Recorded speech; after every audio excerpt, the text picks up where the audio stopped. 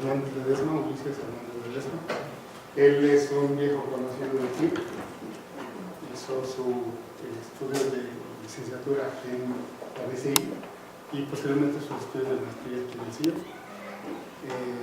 Terminó haciendo su doctorado en Inglaterra, en la Universidad de Nottingham, y hemos estado un poquito en contacto, sobre todo que él trabaja en sensores de fibra, y quería venir a mostrarnos al CEO lo que hizo durante su doctorado, lo que está haciendo recientemente. Sus aplicaciones, bueno, la aplicación que está dando hacia los sensores de fibra es hacia aplicaciones médicas. Y bueno, te agradecemos verdaderamente que esto hagan tiempo antes de irte otra vez a Inglaterra para venir, y nos da mucho gusto. Pues voy a empezar sin micrófono. Espero que me escuchen. Muchas gracias por la invitación, me da mucho gusto estar aquí. Sí. Mira, para que se vean acá en los calientes, sí es necesario. Para sí, para que te escuchen bien. Bueno, pues voy a conservar el micrófono. Sí, yo terminé aquí mi maestría en automecatrónica. Mi asesor fue el doctor Moisés Iviac, y bueno, conozco a muchos de los profesores aquí, tomé clases con ellos de laboratorio. El doctor David Monzón también fue mi maestro de variable compleja, y bueno, me da mucho gusto estar aquí de vuelta y mostrarles mi trabajo de doctorado y también lo que hacemos en el grupo de óptica y fotónica de la Universidad de Nottingham. Déjenme mostrarles primero dónde está Nottingham en el mapa. Pueden ver que está en la parte este centro de la isla. El número de estudiantes en la Universidad de Nottingham es 34.329 en el 2018.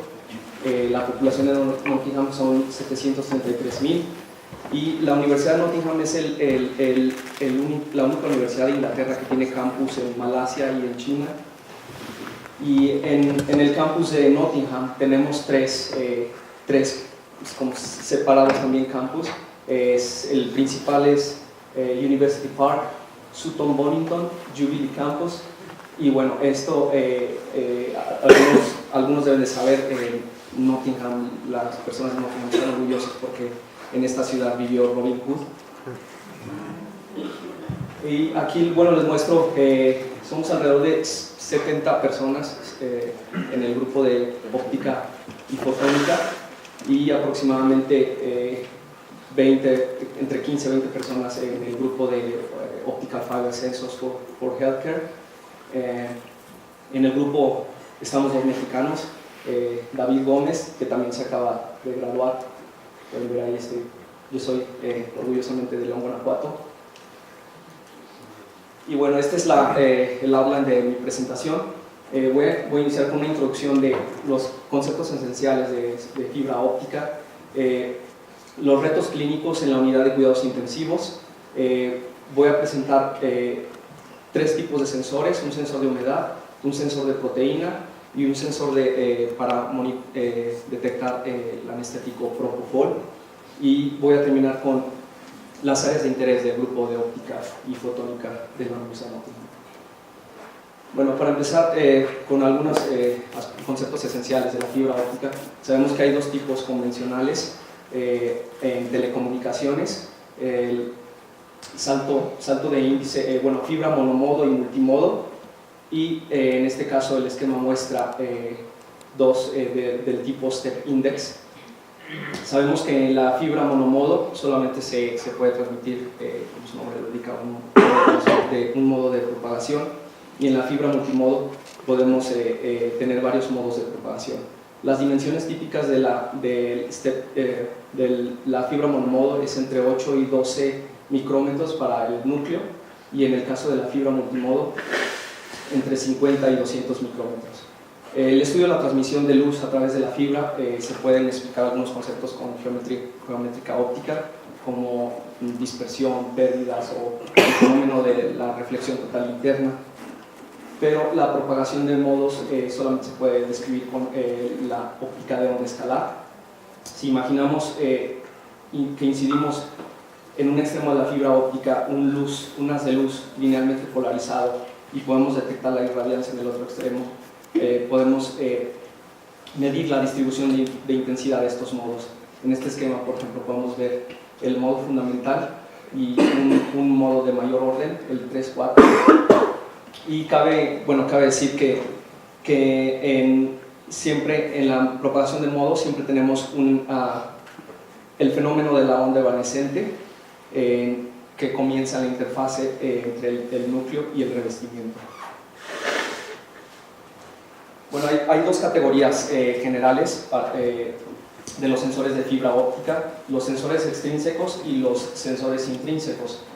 De los sensores extrínsecos, la luz reacciona con un medio externo, y generalmente se tienen configuraciones donde existe una fibra que transmite la luz, reacciona con el medio, y la luz reflejada se colecta con otra fibra. Se pueden utilizar dos fibras, o por ejemplo un divisor óptico. En este caso estamos usando un divisor óptico 2x2. Y en los sensores intrínsecos, como su nombre lo indica, la forma de reaccionar con la fibra es modificando, perturbando la transmisión de luz en la fibra misma, interaccionando con la onda evanescente, o por ejemplo modificando el índice de refracción de la fibra misma con rejillas de Bragg, o también modificando el revestimiento de la fibra, haciéndola una sección cónica, por ejemplo, para también interaccionar con la onda evanescente.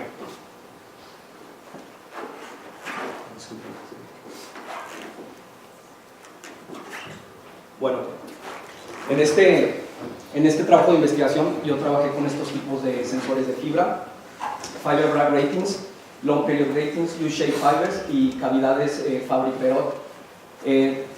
En la Universidad de Nottingham tenemos un laboratorio donde nosotros fabricamos en casa las rejillas de Bragg, tanto cortas como largas, y toma un tiempo de aproximadamente 20 minutos para fabricar cada Fiber Bragg Grating o Long Period Grating, y también podemos multiplexar en la misma fibra varias rejillas de Bragg. En términos generales, hemos publicado también algunas simulaciones de estos tipos de sensores. Estudiantes de maestría han contribuido también a hacer simulación con estos tipos de sensores, pero en términos generales sabemos que las rejillas de Bragg, si nosotros introducimos una fuente de luz de banda ancha, la rejilla de Bragg refleja una longitud de onda específica conocida como la longitud de onda de Bragg, y esa longitud de onda de Bragg depende del periodo de las rejillas, de tal manera que si nosotros modificamos o perturbamos este periodo entre las rejillas, vamos a tener un wavelength shift o un cambio en la longitud de onda. Este tipo de sensores se pueden utilizar como sensores de presión cuando depositamos un polímero elástico con un Young módulos en el orden de megapascales, para precisamente cuando hacemos una fuerza transversal a esta sección del polímero, eso se traduce en estrés para la rejilla de Bragg. Y también este tipo de sensores se puede utilizar como sensores de temperatura, porque también la temperatura dilata la rejilla y eso se traduce en un cambio en la longitud de Bragg. En el caso de las Long Period Gratings, si nosotros introducimos un espectro de luz, por ejemplo, visible en un extremo, también dependiendo del periodo de la rejilla de Bragg, podemos atenuar longitudes de onda específicas, y esto se puede ver reflejado en el espectro de transmisión.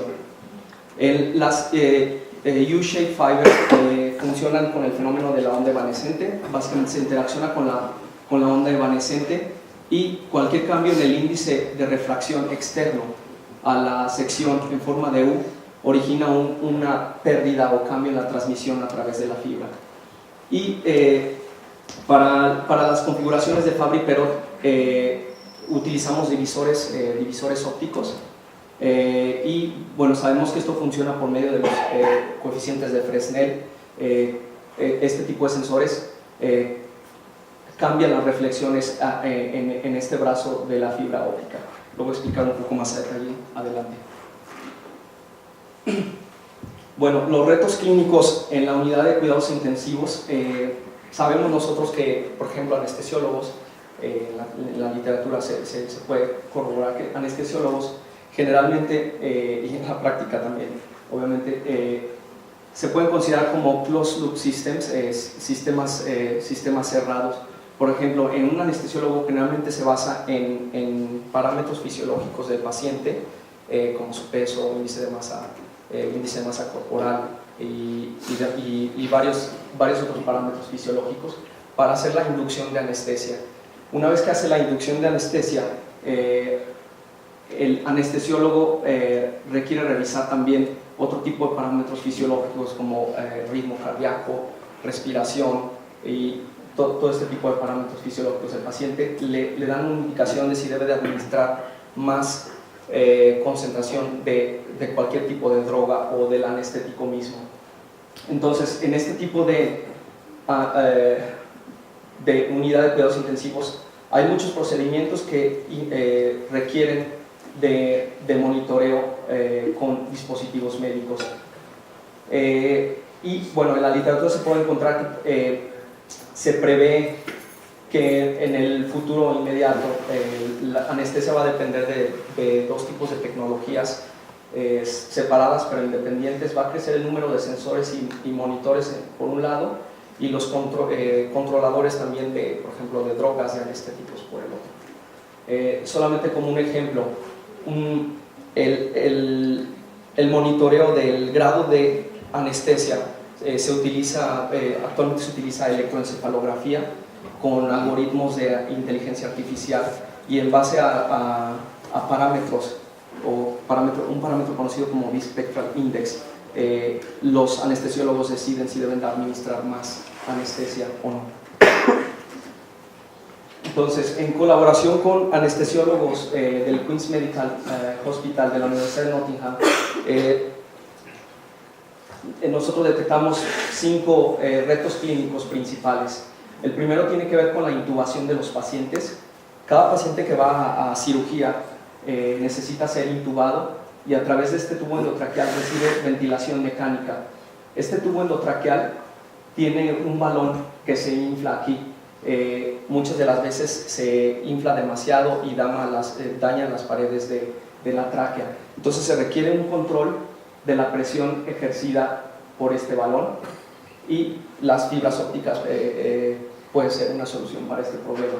También, como este balón tiene que sellar la tráquea para evitar cualquier reflujo de aire hacia afuera, y también para evitar que secreciones de la mucosa que se forman aquí pueden por gravedad caer a los pulmones y generar neumonía, o lo que se conoce como ventilator associated pneumonia. Otro aspecto importante, y que me voy a enfocar también mucho en esto, es muchas de las veces hay asincronías entre el ventilador mecánico y la respiración misma del paciente.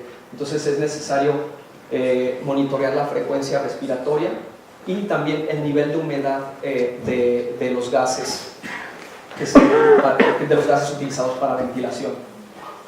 Como había dicho, también se requiere un monitoreo real de la concentración de propofol en la sangre o a través del aliento de los pacientes, y también un monitoreo de la proteína que se provee a los pacientes en estado crítico a través ya sea de sondas o a través también de intravenoso. Entonces, en relación al reto clínico de humidificación, esto es en años recientes se está tomando muy en serio en el Reino Unido, y hay dos tipos de ventilación: la ventilación invasiva, cuando se utiliza un tubo endotraqueal, o no invasiva, también se utiliza mucho en los hospitales con mascarillas de ventilación o cánulas nasales, y se reporta en la literatura que un rango de humedad absoluta entre 33 y 44 miligramos de vapor de agua por litro es adecuado para mantener un funcionamiento normal de las vías respiratorias y de la tráquea, y una temperatura entre 34 y 41 grados Celsius. O cuando se utiliza, muchas veces se utilizan válvulas T, si se monitorea una humedad relativa alrededor cerca del 100%, eso también se ha reportado como idóneo para, por ejemplo, evitar resequedad en las vías respiratorias o la deterioración de la mucosa nasal, o incluso contribuye a que no se genere este problema de neumonía en el paciente. Entonces, revisando los ventiladores mecánicos que se utilizan en hospitales en el Reino Unido, no existen monitores de humedad. Lo único que tienen son medidores de temperatura, tipo termistores, y bueno, ha habido trabajos, menos de 15 trabajos, donde han reportado esta investigación, pero utilizan sensores electrónicos en los que la respuesta a la humedad no es muy rápida, es del orden de los minutos. Y este proyecto, bueno, ha sido el primero en investigar precisamente la implementación de fibra óptica para contribuir a la solución de este reto clínico. Entonces les voy a presentar algunos trabajos de laboratorio, un resultado, un experimento que se hizo con animales y también un estudio clínico con voluntarios. Bueno, algunas estadísticas: en cada año 3.5 millones de pacientes reciben anestesia en el Reino Unido. Traté de buscar datos del Instituto Mexicano de Seguro Social, no los encontré ahora. Y bueno, el monitoreo de la anestesia, del estado de anestesia general, y la administración de drogas y del anestético mismo son áreas de investigación abiertas que necesitan más validación clínica para demostrar seguridad, eficacia y confiabilidad. Asimismo, también la suplementación de proteínas y aminoácidos, bueno, es bien sabido que mejora la recuperación de los pacientes. Actualmente se utilizan este tipo de bombas de infusión controlada, lo que proveen es total intravenous anesthesia a través de estas bombas, pero hay unas desventajas con este tipo con esta tecnología. Están basadas en algoritmos que predicen solamente los niveles de concentración de propofol en la sangre, y esos algoritmos están basados en un número reducido de pacientes, que obviamente extrapolación es difícil. Entonces esto está actualmente en debate. Entonces se necesita una técnica, una herramienta para monitorear in situ, en tiempo real, la concentración de propofol en la sangre, o también hay estudios donde ya correlacionan el poder medir la concentración de propofol del aliento de los pacientes y correlacionarlo con los niveles en sangre. La concentración normal de propofol cuando se está en anestesia es entre 1 y 10 microgramos por mililitro, y la concentración que se ha medido del aliento de pacientes es entre 2 y 32 partes por billón. Actualmente sí se utilizan algunos dispositivos, pero son de dimensiones largas y son caros, y el tiempo que se requiere para hacer el análisis de la concentración es entre 1 y 2 horas. Estos dispositivos son, por ejemplo, High Performance Liquid Chromatography, Proton Transfer Reaction Mass Spectrometry y Gas Chromatography Mass Spectrometry. Entonces, en este proyecto de investigación nosotros hicimos un estudio de factibilidad de este tipo de sensores para proteína y propofol en el laboratorio. Entonces, déjenme pasar al sensor de humedad. La manera como funciona este sensor es, depositamos un coating en el extremo de la fibra óptica, y que es higroscópico, tiene habilidad de absorber moléculas de vapor de agua, y obviamente nosotros sabemos por Fabry-Perot o analizando los coeficientes de Fresnel, cualquier cambio en el índice de refracción del coating va a generar cambios en la reflexión. Y bueno, una vez que este sensor se calibra con otro dispositivo electrónico, nosotros conocemos la humedad relativa, ¿sí? La presión de vapor de agua de saturación se conoce de estándares, y conociendo Conociendo la humedad relativa, podemos también calcular la humedad absoluta. Entonces, la forma de crear este sensor de humedad, bueno, primero en este caso es un divisor óptico de fibra monomodo. Tenemos una rejilla de Bragg para medir temperatura, y en el extremo de la fibra depositamos este coating con esta técnica Layer by Layer Method. Esta técnica es conocida y es realmente no es cara poder implementarla.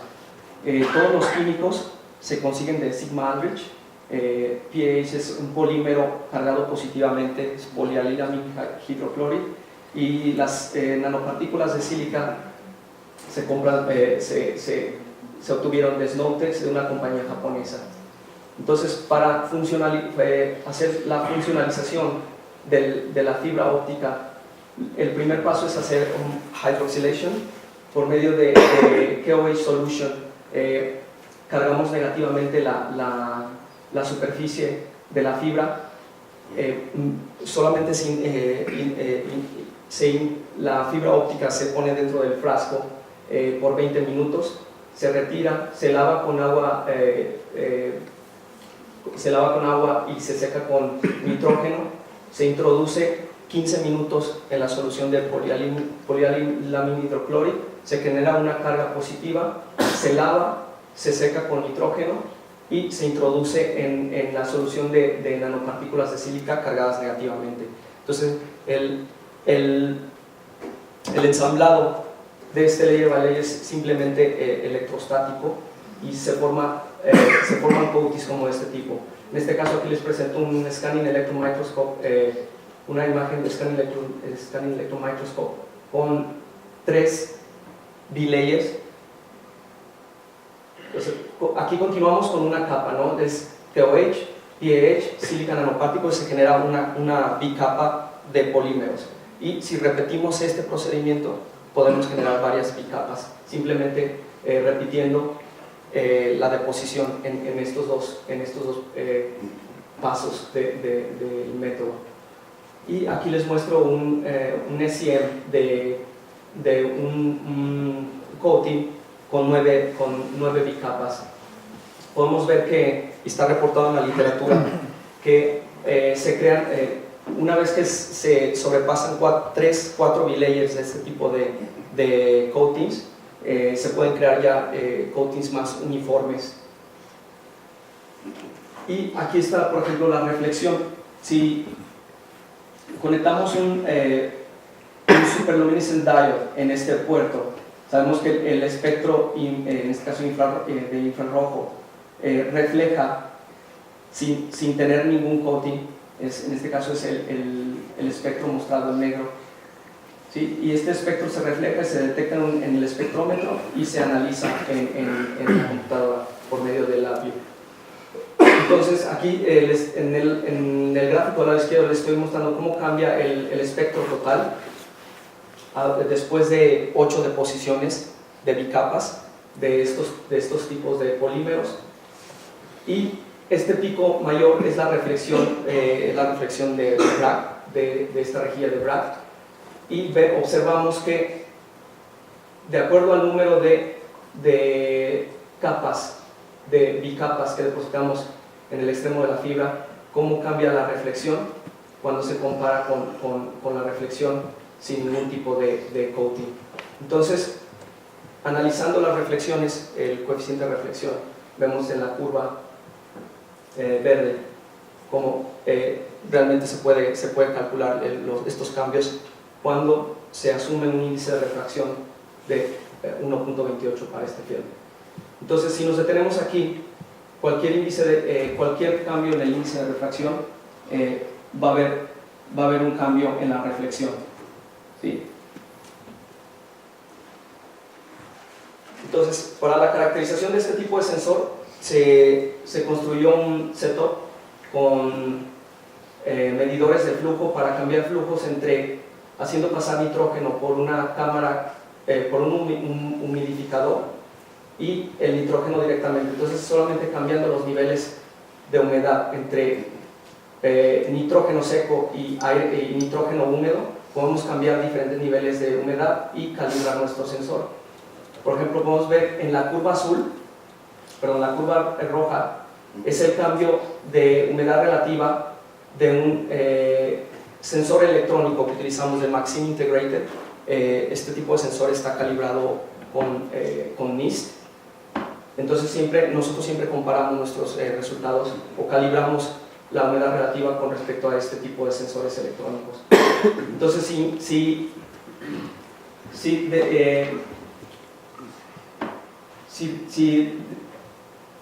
si cambiamos la humedad relativa de 40 a 5%, la reflexión aumentó, y así sucesivamente. Cualquier aumento en humedad, como podemos ver en la curva roja, genera un decremento en la reflexión en la fibra óptica. Y haciendo este procedimiento 3 veces para varios niveles de humedad, revisamos la sensitividad para diferentes bilayers de estos polímeros. Por ejemplo, en el caso de 3 bilayers de pH en sílica nanopartículos, la sensitividad fue de 0.26 milivolts por porcentaje de humedad relativa. Para el caso de 4 bilayers aumentó a 0.53 y para el caso de 9 bilayers aumentó a 2.28. Entonces, la mayor sensitividad en este caso se nos da para 9 bilayers de pH sílica nanopartículos. Checamos la histéresis también del sensor, repitiendo cada nivel de humedad 3 veces y haciendo el ciclo de humedad de 0 a 80 porcentaje y de regreso también. Entonces podemos ver que la histéresis del sensor también no es grande. Checamos también la respuesta del sensor. En este caso la medición fue de 1.13 segundos, comparado a este sensor electrónico está reportado en 50 segundos, pero nosotros medimos 150 segundos. Este es el setup utilizado para medir el tiempo de respuesta. El tip de la fibra óptica se protegió con una aguja. Entonces para colocar dentro del Petri dish la fibra de sensor 5 veces. Esto nos dio un tiempo de respuesta de 1.13 segundos.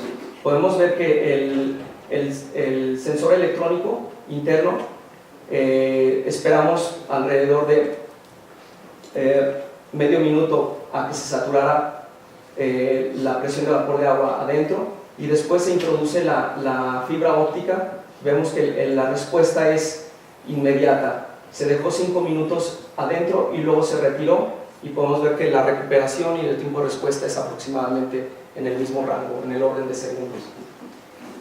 Después también se calibra en un horno, se coloca el extremo de la fibra óptica conteniendo la rejilla de Bragg y el coating.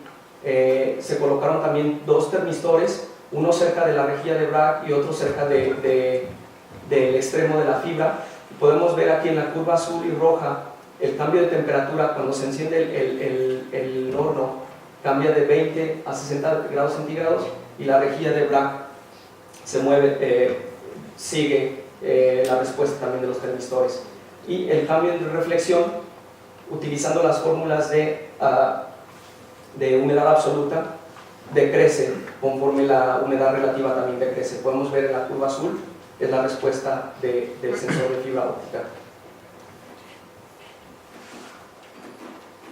Aquí les voy a mostrar un video.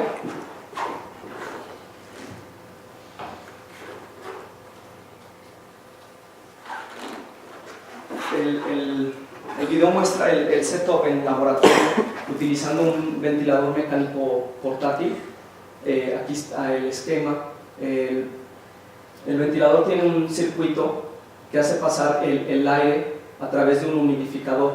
Este humidificador, como mencioné antes, solamente tiene 2 sensores de temperatura, uno colocado exactamente a la salida del humidificador y el otro cerca de las válvulas utilizadas cerca del paciente, pero como había mencionado, no tiene ningún medidor de humedad.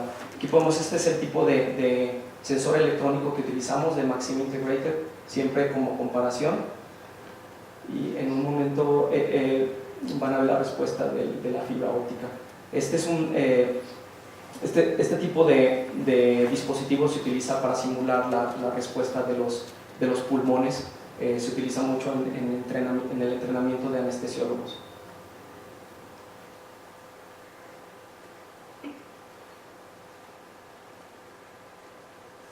Ahí podemos ver, este es el humidificador, el ventilador, y cuando uno presiona este botón, ahí te está mostrando la temperatura en el extremo del circuito cerca del paciente, y en el caso de 37 es cerca del humidificador y 39 es cerca del paciente.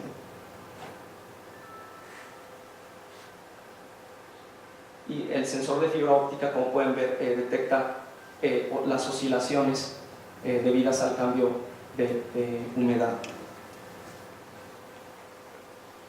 Bueno, entonces, con ese setup nosotros demostramos que este tipo de sensores pueden medir diferentes frecuencias de respiración, y como podemos ver, 8, 12 y 20 respiraciones por minuto. Cambiando la humedad, vemos como en el caso de la curva roja es la respuesta del sensor electrónico. La humedad cambió de 50% a 96%, y la curva azul es la respuesta del sensor de fibra óptica midiendo ya en unidades de absolute humidity, en miligramos por litro de aire. Y en este caso, en este experimento, la temperatura se mantuvo constante, variando con un grado centígrado alrededor de 23 grados. La variación de temperatura se puede controlar con este tipo de dispositivos. Es un Heat Atmosphere Exchanger. Este Heat Atmosphere Exchanger tiene la función de reducir la condensación dentro del circuito de ventilación. Obviamente, reducir la condensación es importante porque también eso afecta a la ventilación del paciente. En este caso, aquí solamente se encendió el ventilador mecánico sin humidificar, y podemos ver que en la curva roja la respuesta del sensor electrónico disminuyó la humedad relativa de aproximadamente de 90 a 86%, y por el contrario la respuesta del sensor de fibra óptica, si podemos verificar, tiene un baseline mostrado aquí, la curva azul, la curva en negro. Entonces, la curva en negro aumenta, un aumento en reflexión siempre corresponde a una disminución en la humedad relativa. Pero además, haciendo un zoom en una sección de aquí, podemos ver que el sensor de fibra óptica es el único en detectar los trazos de breath by breath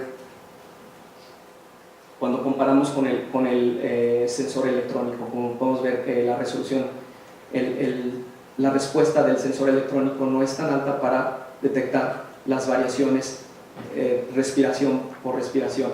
Y en este caso solamente estoy mostrando la respuesta del sensor de la fibra óptica sin el coating.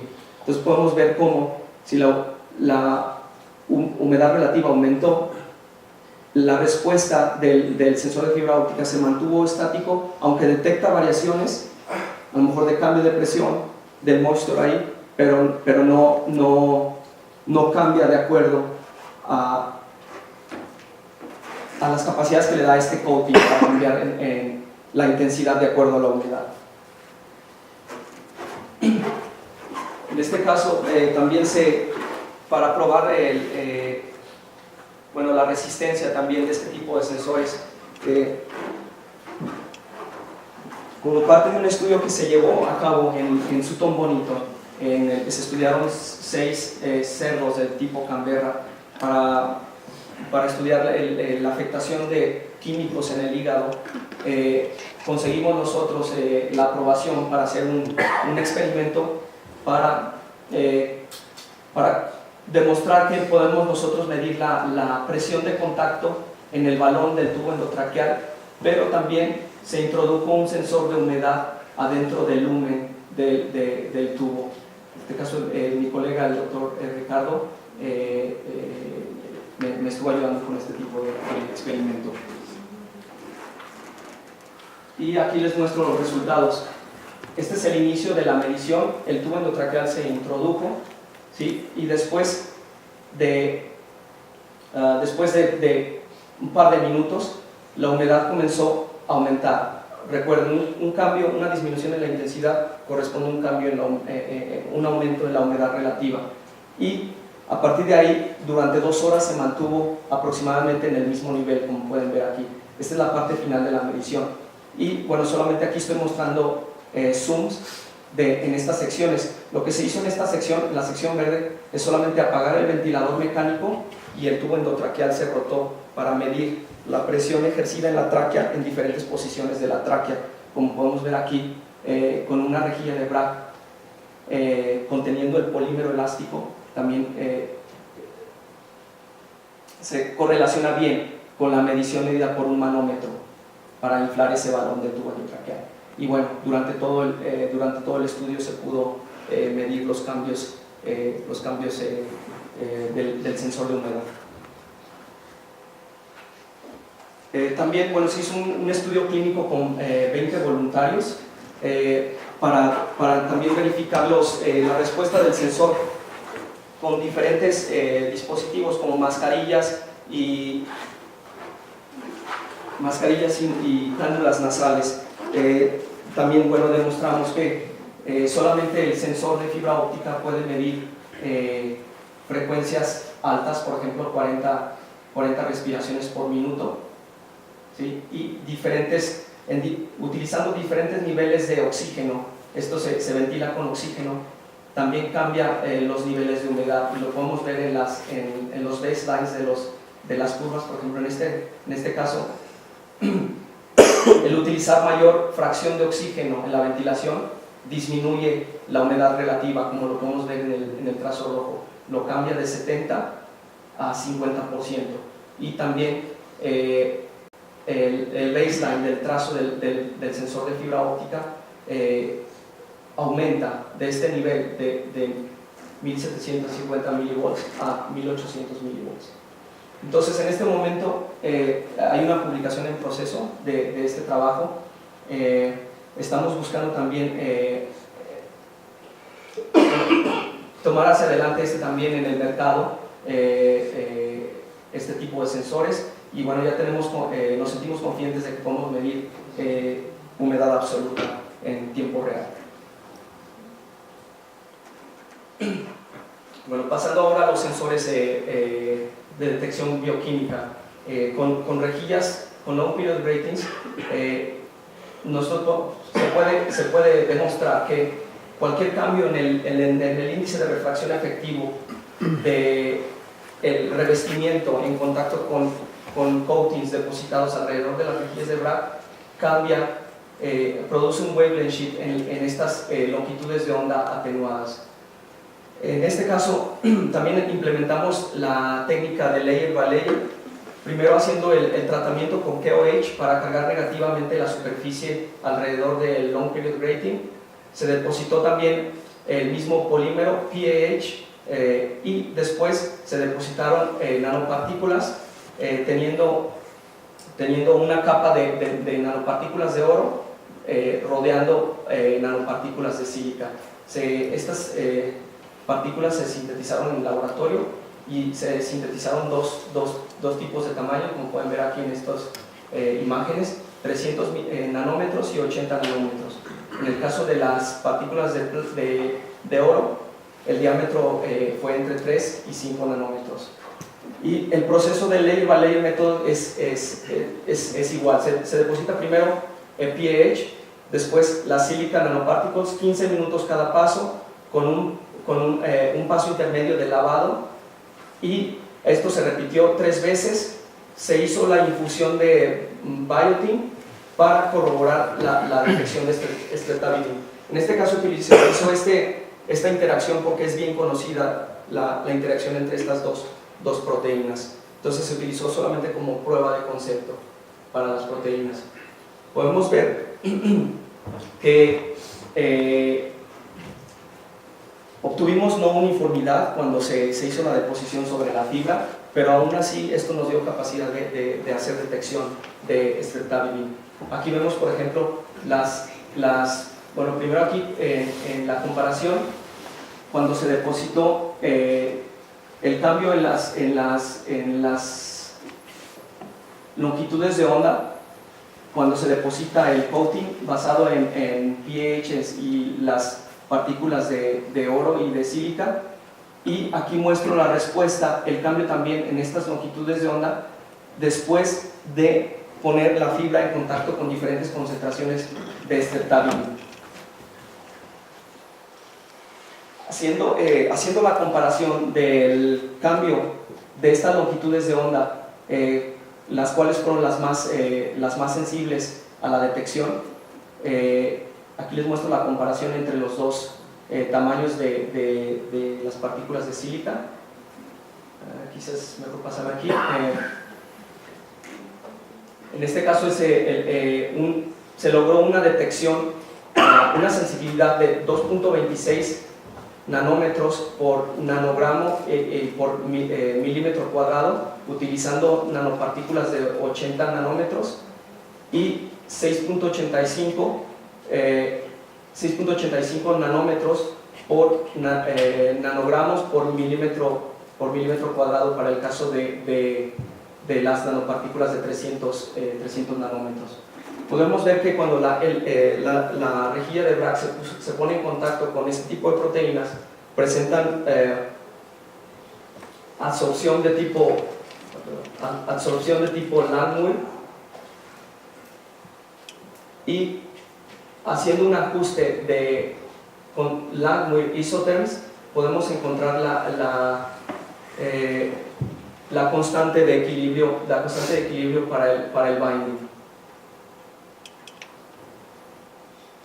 Repitiendo el experimento sin las nanopartículas de sílica y de oro, podemos ver que no hay sensitividad para la detección de las mismas concentraciones. Si comparamos el cambio en las longitudes de onda, es mucho menor comparado en el caso, por ejemplo, en este caso de utilizando 80 nanómetros, partículas de sílica de 80 nanómetros. Se repitió este experimento para tratar de verificar si podíamos detectar concentraciones menores, y la menor concentración detectada fue 2.5 nanómetros de la proteína Streptavidin y un límite de detección estadístico de 15.13 nanomolar. Bien, para la detección de Propofol hice una estancia en la Universidad de Kitakyushu de febrero a octubre de 2016, y mi rol ahí fue aprender esta técnica molecular imprinting sobre los sensores de fibra óptica. Entonces, durante esta estancia realicé mucho trabajo, sobre todo de caracterización de los materiales, y para terminar también corroborando la respuesta con los sensores de fibra. Y toda esta estancia fue alrededor de la detección de Propofol. El molecular imprinting consiste en mezclar polímeros con otro tipo de partículas que nosotros sabemos tiene afinidad o puede hacer el binding de nuestra molécula de interés. Hay varias maneras de hacer el molecular imprinting. Puede ser por medio de la polimerización, puede ser por medio de luz ultravioleta o por medio de reacción química a través de temperatura también. En este caso, lo primero, mi primer objetivo era demostrar que yo podía utilizar este tipo de compuestos, ciclodextrinas, para poder detectar la molécula de Propofol. Entonces, para esto utilizamos Nuclear Magnetic Resonance Spectroscopy. En este tipo de espectroscopía, la muestra de interés, por ejemplo, en este caso una solución conteniendo Propofol en solventes conocidos como deuterio, óxido de deuterio o DMSO, se coloca la muestra en unas bobinas, y cada átomo tiene una frecuencia de resonancia que se detecta con con estas bobinas. Entonces, en el caso de Propofol, los protones indicados con letras se pueden detectar en los espectros obtenidos de NMR, y como pueden ver, bueno, aquí están la mayoría de los protones de la molécula de Propofol. Cualquier cambio en la interacción de estos protones se refleja en el espectro como un cambio, como un wavelength shift también. Entonces, en el caso de las ciclodextrinas, también en la literatura está bien caracterizado los protones, los principales protones, y la localización de esas frecuencias de resonancia. Entonces, una vez que nosotros sabemos la localización o el espectro específico de ciclodextrinas y Propofol, lo siguiente es mezclarlos y consultar en el espectroscopio de NMR. Y aquí podemos ver, por ejemplo, la comparación. Se mezclaron en diferentes proporciones, por ejemplo, ciclodextrina en una relación 1:1, en el rojo 2:1 y en el negro 3:1. Y podemos ver que cualquiera, cuando comparamos con el espectro de ciclodextrina mostrado aquí en azul, cualquiera de estas configuraciones produjo cambios en las frecuencias de resonancia, como podemos ver aquí. Y para el caso de Propofol, las mayores resonancias se produjeron en los protones localizados en la parte fenólica de la molécula. Entonces, cambios mayores a 0.05 partes por millón son considerados significativos. Entonces, como podemos ver aquí, los mayores cambios, cuando uno verifica el wavelength shift en estos espectros, los mayores cambios se dieron para los protones de las ciclodextrinas localizados en la cavidad interior de la molécula, H3 y H5. Y para el caso del Propofol, los mayores cambios se dieron en los protones localizados en la parte fenólica, en A y B. Entonces, esta herramienta es poderosa porque te da indicación de cómo se está dando la inclusión de estas dos moléculas. La inclusión en este caso, demostrada por el espectro de NMR, sería una configuración de este tipo, ¿sí? Porque si hay una interacción entre estas dos moléculas de esta manera, vamos a obtener cambios significativos en el espectro cuando verificamos el NMR. Bueno, entonces para la detección de Propofol, el método de molecular imprinting utilizado se conoce como liquid phase deposition.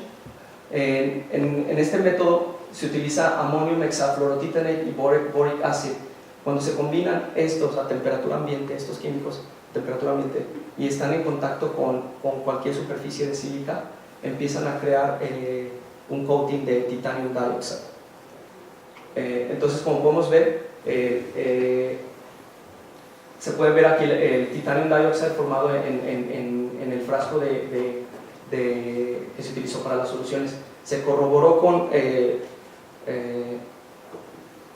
entonces se mezclaron dos tipos, imprinted y non-imprinted. En el caso de imprinted, se verificó por medio de ultraviolet visible spectroscopy.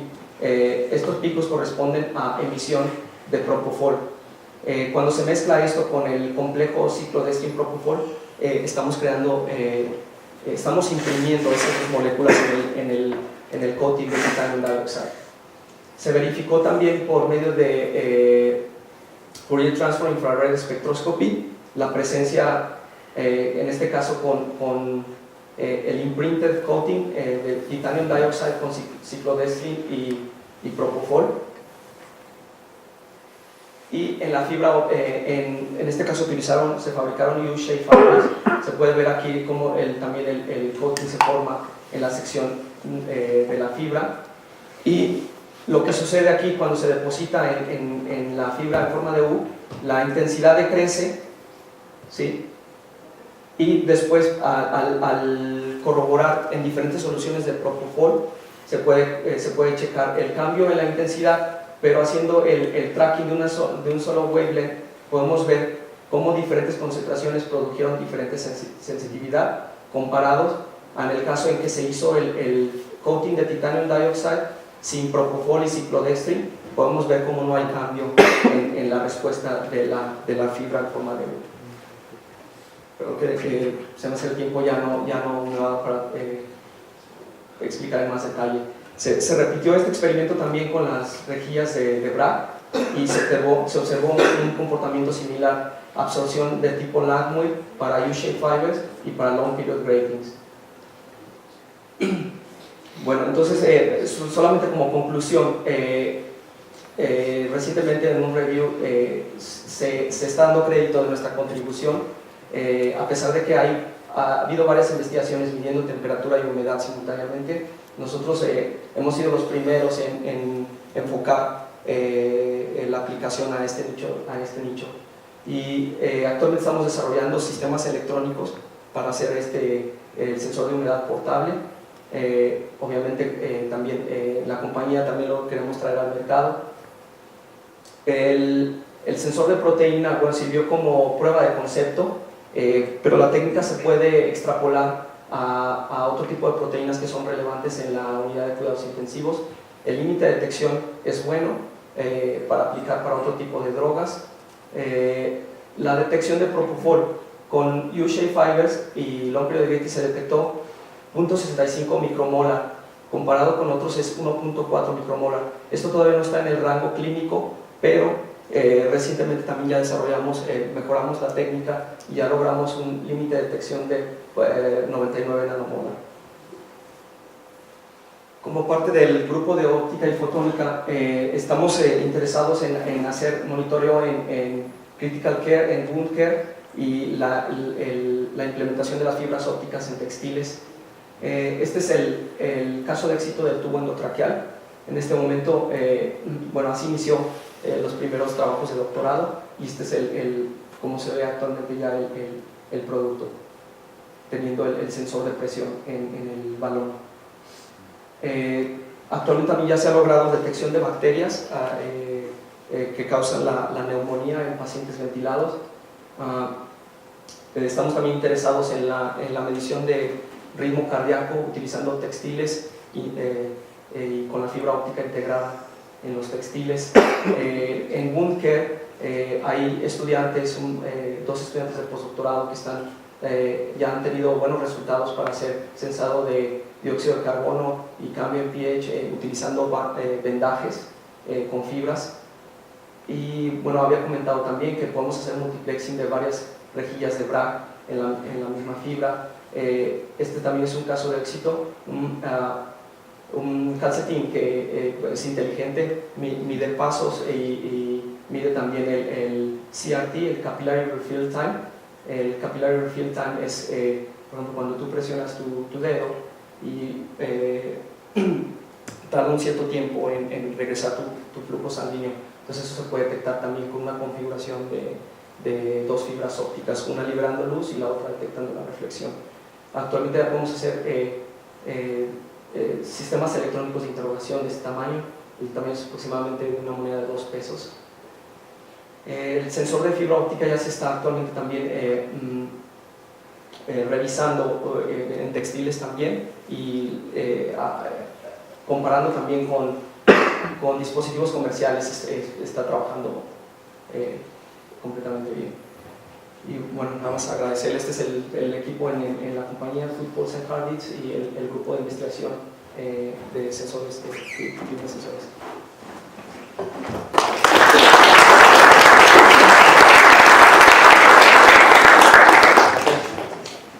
¿Alguna pregunta?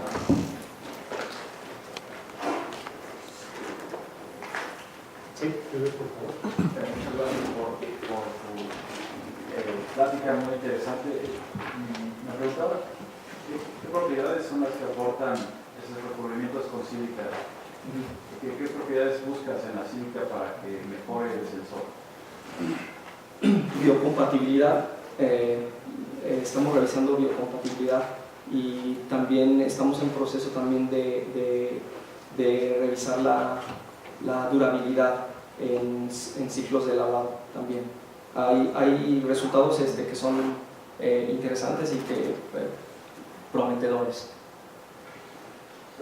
Me refiero también a por qué la sílica mejora el rendimiento del sensor. Sí, Sí, por el fenómeno de onda evanescente, tú puedes modular conoces tú la penetración de la onda evanescente, entonces si tú puedes modular el thickness de tu cosmos con este método, lo cual es fácil de modular el thickness de tu cosmos, tienes mayor control sobre la sensibilidad. Bueno, yo me supongo que lo que se refiere un poquito es, por ejemplo, el índice de refracción cambia de la película, pero ¿por qué esta partícula de sílica mejora, ¿no? Ese cambio? Va a ser un poquito sí. En términos del índice de refracción no estoy completamente seguro, pero se puede incrementar, por ejemplo, el área de detección también, comparado a un film que no es poroso, por ejemplo. Okay. En este caso, a lo mejor esto es lo que genera un poco de porosidad. Sí. Eso mejora un poquito la entrada de De los unidad, de lo que quieras sí. interpretar, y eso se. Okay. Sí. Mejora un poquito la respuesta. ¿Alguna otra pregunta? Sí, por favor. Sí, yo llegué unos minutos tarde, ¿no? ¿Cuál es la relación? Aparentemente hay una compañía aquí y un grupo académico, ¿no? Sí. ¿Cómo están trabajando? Sí, sí, esta parte se está dando muy interesante porque la compañía está muy interesada en realmente empujar la tecnología con sensores de fibra óptica con textiles. Entonces la compañía inició como un startup bueno, el profesor Steve Mola, él es el director de Research and Development, él fue mi asesor, entonces él está atrayendo todo el trabajo de investigación, estamos haciendo toda la caracterización, pero el objetivo final es al final tratar de traer toda la tecnología a la aplicación real a la industria. En el proceso de fabricación de tus sensores es importante la repetibilidad, porque veíamos que la manera en que se adhieren las partículas o la manera en que tiene el coating a lo mejor no es muy controlado, pero eso Sí. ¿importa o no importa? Por ejemplo, para desarrollar una línea de productos, por ejemplo. Sí importa. Digamos que es de los retos también. Cada vez que implementamos una técnica de fabricación, la repetición, la revisión de costos también de manufactura. Sí es importante. En el caso del trabajo para proteínas todavía requiere mucho más trabajo de investigación, pero con el caso de las partículas de sílica estamos muy optimistas en que esto sí se puede traer, sí, esa aplicación se puede traer al mercado. En el caso de, bueno, muchos casos, pero a nosotros nos interesa un poquito el caso de los fábricos que tienes tú. Ustedes están viendo cambios de índice de refracción de la película que tienen, Sí. y en base a la humedad pues, se produce un cambio de índice. Sí. ¿La medición se hace a una sola longitud de onda o se hace en un espectro de longitud? Sí, bueno, la manera que regularmente verificamos con espectrómetro, y cuando queremos ya hacerlo más portable nos focalizamos a una sola longitud de onda. Pero sí depende también de la aplicación. Por ejemplo, para el caso de dióxido de carbono se sabe que la luz infrarroja es más conveniente para la absorción de la molécula. Entonces sí depende de la aplicación. En el caso de humedad, cualquier longitud de onda visible se puede trabajar. Incluso el espesor de estas películas que están poniendo es alrededor de 400-500 nanómetros. ¿Se puede controlar bien esa? Sí, de hecho hay otros estudiantes también verificando, cambiando la concentración de las nanopartículas como las recibes de la compañía, también diluyéndolas un poco en agua o en algún otro solvente, tienes un mejor control de la actividad. ¿Han hecho un estudio sobre cuál es el espesor más elevado? Sí, hay un estudiante de doctorado que está ahorita realizando eso. Es el estudiante que está realizando la miniaturización para usar los textiles. Él posiblemente va a publicar también en este año. Ulises, más que nada una reflexión. Tú trabajaste en un sonocardiograma, aprendiste algunas metodologías de trabajo, pero tu reflexión, porque también hay muchos estudiantes, tú tomaste la decisión de irte al doctorado fuera, todo lo que has avanzado. En ese sentido, ¿cuál sería tu reflexión de lo que aprendiste acá, las metodologías de trabajo? ¿Qué tanto son los cambios en las metodologías? ¿Tú cómo lo ves? ¿Cuál es tu percepción? Sí. Mi percepción, honestamente, no, gracias por preguntar esto. Y siempre yo lo comento todo el tiempo. El sistema de investigación en México es mejor en el aspecto de enseñanza. Obviamente en infraestructura se tienen mucho más recursos allá. Yo diría que nada más es la diferencia. El acceso a recursos y dinero para el financiamiento de proyectos de investigación. Esa es la diferencia. Pero en cuanto a conocimiento, actitud, los mexicanos siempre sí dejamos huella y hacemos buen trabajo. En la Universidad de Nottingham somos alrededor de 200 estudiantes mexicanos. La Universidad de Nottingham tiene colaboraciones especiales con el CONACYT, con el Tecnológico de Monterrey también. Entonces en ese aspecto sí, o sea, el aprendizaje que tuve aquí fue muy bueno, muy importante. Lo apliqué, lo que aprendí aquí en la maestría realmente lo apliqué. Esa sería como mi reflexión también, invitar a todos los estudiantes aquí a que hagan con pasión las cosas y que sigan este camino. Este camino es muy bueno, investigación o incluso cuando uno llega a aplicar en la industria también. Bueno, hay no solamente FIDA, hay gente que trabaja en materiales, aquí en el CIO hay gente que está trabajando en instrumentación. ¿Qué posibilidad hay de hacer una especie de colaboración? Gente de maestría que hace instrumentación o que Sí. hace materiales. Sí, no, de hecho, cualquier duda, cualquier estudiante que tenga aquí inquietud puede escribirme un email y obviamente yo les puedo también asesorar en si hay, si su proyecto también se puede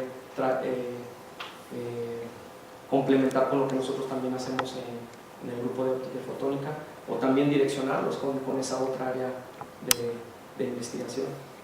Sí, el proceso que yo seguí fue por medio de CONACYT. Lo que ahora olvidé mencionarlo, también con un grupo de mexicanos tenemos una asociación de divulgación, se llama Investiga Más. Estamos también tratando de hacer este tipo de divulgación de estudiantes mexicanos que se encuentran en el extranjero, que expliquen su proyecto de investigación, y también de aquí, de mexicanos, pues, o sea, queremos incluir más que nada a todos los mexicanos que están haciendo investigación. Y bueno, uno de mis objetivos de venir aquí es también despertar interés y en este caso mis jefes están interesados en tener colaboración con el CIO. En caso tuviste la oportunidad de conocer a nosotros en Pocoyo en conferencia y estamos abiertos a ver esas posibilidades. ¿Alguna otra pregunta? ¿Comentario?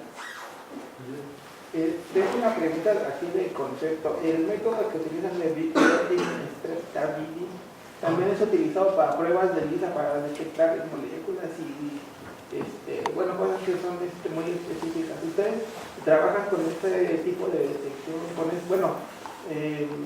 Más sobre la prueba de LISA. No hemos hecho algún estudio respecto a LISA y no sabía que se utiliza. Sí, se utiliza para detectar moléculas y anticuerpos, etc. Por eso me salió la duda y que se queden especialistas. Hemos hecho para otro tipo de drogas, por ejemplo, vancomicin o otro tipo de biomoléculas. Si revisas las publicaciones, buscas óptica fotónica, la Universidad de Nottingham. Gracias. Ok, entonces si no hay alguna otra pregunta o alguna duda, le agradecemos a Ulises.